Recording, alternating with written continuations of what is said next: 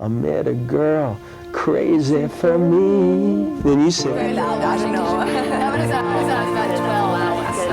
It's impossible. You know, it's capturing lightning bomb. I can play very chilling.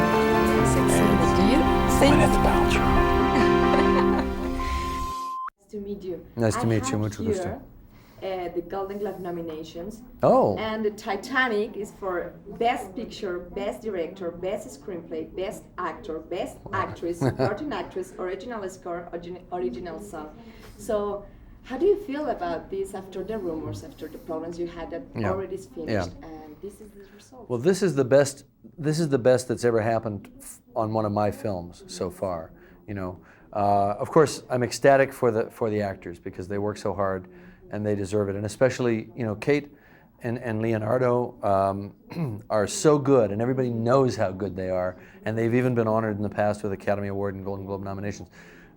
Gloria Stewart, the last time that she was in a significant movie, you know, a role that is remembered, was in 1934 for The Invisible Man with Claude Rains. So here she is at the age of 87, having this wonderful thing happen to her, and I'm so happy for her as a result of that. But you know, I mean, the fact that there is so much obvious, you know, recognition happening here is so great, because this movie was really also, like, for me, a low point. You know, last summer, when, you know, the media were basically saying this can't work, these guys are doomed, you know, the ship will sink and all that. So in a way, it can't sink now. Ship can't sink. It may not make all its money, or it may. We don't know that yet. But in a way, it can't sink. Is it important for you, this kind of recognition? I don't know, maybe you were looking that for... No, I mean, it's not the reason that I made the film, and it's not the reason that we pushed back the film. Some people have thought that because we pushed it back, and of course it's now in everybody's minds right at the nomination time and all that. But I mean, we basically just couldn't get it done for summer. It was always a kind of unrealistic goal, and to make the film right. I always make films a certain way. I mean, when I put the same kind of energy and passion and dedication to detail into T2 and True Lies as I did in Titanic. But I think that because this is a certain type of subject, maybe that sort of work seems more important within that context. You know what I mean? Why did you decide to take this huge challenge? Because I like challenges. I like challenges. I mean, you look at my other films, and I mean, you know, we took actors underwater, put them in diving helmets, and had them act dramatic scenes on the abyss. I like, you know, I would be a mountain climber or something if I wasn't doing this. You know, I mean, for vacation, I went to the South Pole after True Lies, just to see it. You know, and I love to scuba dive and all that. I just like to push. I mean, you only get to live once, you know. I like to have the colors bright and the sounds loud, and you know. So what we see on the screen is a reflect of your way of being. I think so. Yeah. I mean, that's Your been. spirit. But I think that's true of every filmmaker, you know. You know, sometimes you take challenges and you lure other people into taking that challenge with you, and it's too much work for them, or they get scared or whatever. And it's, you know, they don't want to be there. And other people rise to the challenge. They love the challenge, and they look back on having worked on one of my films as, you know, kind of, I'm glad I survived that, and I'd love to do it again. You know what I mean? You're never tired about it. No. I mean, you know, I mean, maybe when I'm 70 years old, I won't be running around like an idiot. But What did you feel when you went deep inside the sea and you saw the Titanic vestiges? I mean, something that nobody have done before with a camera. I mean, not with a movie camera. It's you know, other submarines have gone with a video camera. No one has shot it with a movie camera in the way that we did, and no one has taken a video camera inside the ship and looked around in the rooms the way we did. So it was really a religious experience. You know, I mean, that's the only way I can put it. I mean, I've loved to dive as a scuba diver, not in submersibles, but as a scuba diver, I've loved to dive inside of shipwrecks for years, you know, for decades. I got certified when I was 16, so I love the ocean. So to be there at the ultimate shipwreck, you know, the Mount Everest of shipwrecks, you know. Yes, but I mean, it's different. now go into the sea and see, I don't know, the sea life. Yeah. But it's different. The Titanic. Oh, well, was you because, see- I mean, you are. When you see sea life, when you see porpoises or stingrays or sharks, you're filled with a sense of wonder. When you see the Titanic, it's a different thing because there's an inherent sadness to the place. It makes you very aware of the human dimension of the tragedy as well, because it makes it very real. You know, there's something about it that always just seems like a story or a myth. When you see it sitting there, I mean, intellectually, we know the Titanic really sank, and we know it's sitting down at the bottom of the ocean. But when you make that journey, and it is a difficult journey to reach it, then it becomes very, very real, and it becomes a part of your life. You know, Robert Ballard, who found the wreck of the ship, said, "You never get divorced from Titanic. It stays a part of you." And he saw the film just recently, and we were on Larry King Live together, and Larry King said, "So, you know, what did they do wrong in this movie?" And he said, "They didn't do anything wrong. I want to see this film over and over again." And it was like, yes, it's worth it. You know, it's all worth it right there. You know, because nobody knows more about Titanic than Dr. Ballard does. You know, so for me that's the validation. That was more of a high point for me than the Golden Globes. Although it's not that I'm unappreciative of the fact that we're being recognized. Were you feel anytime this contagious of sadness and the tragedy? I mean, did that affect you?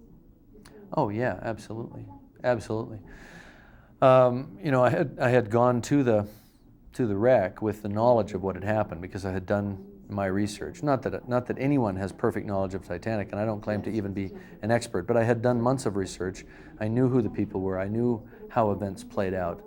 And to be literally sitting on the deck of the ship and looking out through a window and seeing, you know, windows along the wall and knowing whose cabin that was and who lived in that room and knowing what happened, right? You know, when we sat in the sub on the deck where the band played, you know, and I know the Titanic's band played right there, you know, 2 feet away where his shoe is. You know what I mean? Should be very strong. Yeah, it is. You know, it's hard to describe. I mean, without getting silly sounding. You know what I mean? Because it does leave a deep effect on you, and I think that if the film works emotionally for the audience, it's because of that experience. I mean, oh no, I can't take all the credit for it because obviously there's Gloria and there's Leonardo and Billy Zane and everybody else. But what I'm saying is that in the final fashioning of the film, there was such a goal to try to communicate the emotion of that experience. You see what I mean? Mm-hmm, yes.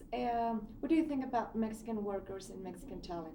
Oh, we had a fabulous time. You know, the film was mostly shot in Mexico, in you know, the new Fox studio in Rosarito, and most of our extras were Mexican. All of our set construction people, the people that did all the beautiful hand-carved woodworking and all. I mean, when you see the beauty of Titanic in this film, that was created here. Yes, you know. yes, we know. And it was a great experience. It was a wonderful experience.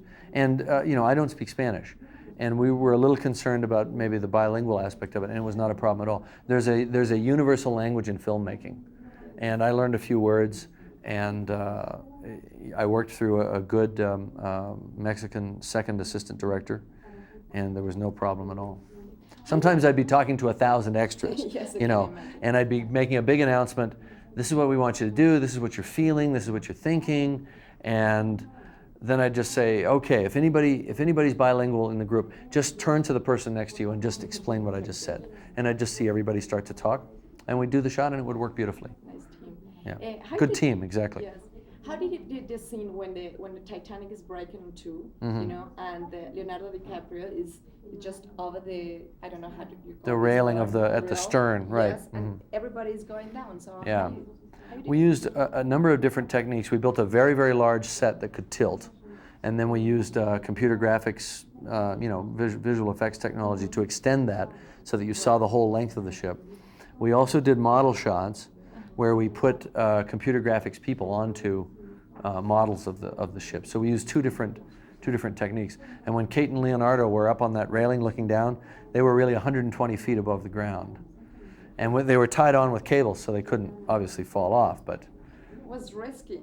no, not risky, but terrifying. Yes. There's a difference. Like, You know what I mean? There was zero risk, but it was terrifying for them. It's what we call a no acting required scene. So finally, are you looking for the Oscar? Well, look, I think Best that director? any recognition that the film gets from either the Golden Globes or the Academy Award is wonderful. Is wonderful because it turns into ticket sales. It means more people are going to see the film. So, you know, I'm not going to sit here and say, no, we wouldn't love that. You know, if we got the call that morning that we got nominated, just like we did this morning when we found out about the Golden Globes, you know, I'd be doing cartwheels. But on the other hand, I think that you also have to be realistic about it. And there's a tendency on the part of Hollywood to not honor the big films as much as the independent films. Because the thinking is they need the help finding a global audience.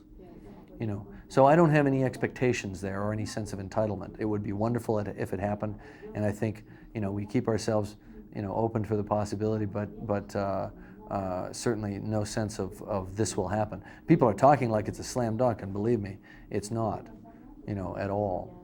If you really look at the history of the Academy Awards in recent years, it's been, you know, independent filmmakers and independent film production companies that have been honored. So this is about as studio as it gets. Yes.